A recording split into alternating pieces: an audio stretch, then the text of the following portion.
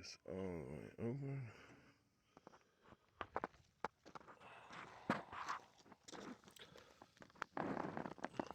I took an old grate off of another grill and bent it into a V so I could raise my coals up so we could get air up underneath of them.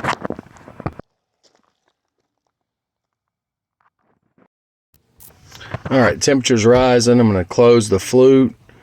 I think that's what it's called, so that we can restrict the airflow on this. I've got my box burning. I'm trying to season my new Oklahoma Joe smoker.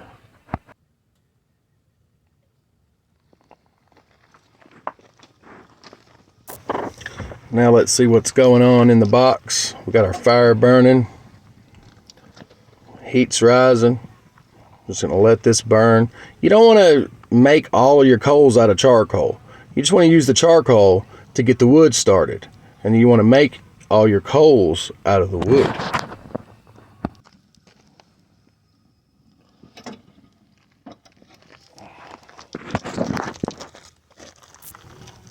This little handle gets pretty hot, so I usually just take a hammer, tap it closed a little bit, restrict the airflow. We're going to try and get this thing down to a maintainable temperature so we can put our turkey in.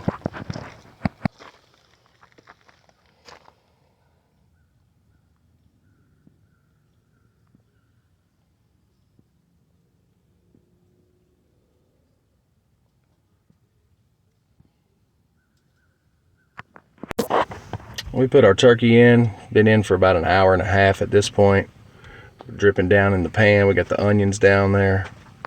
You can see the juices still inside the turkey.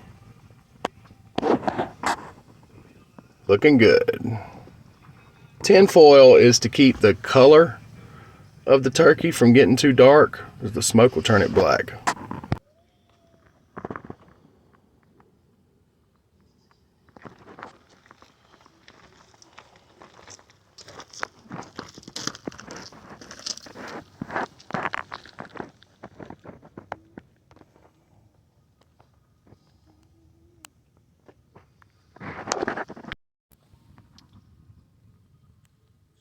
I didn't buy the little pail that comes with it that's supposed to hook there.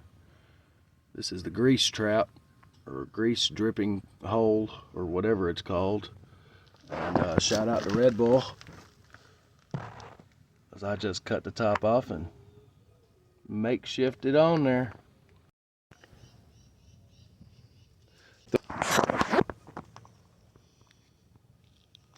It's even got a little cool spot for your finger right here.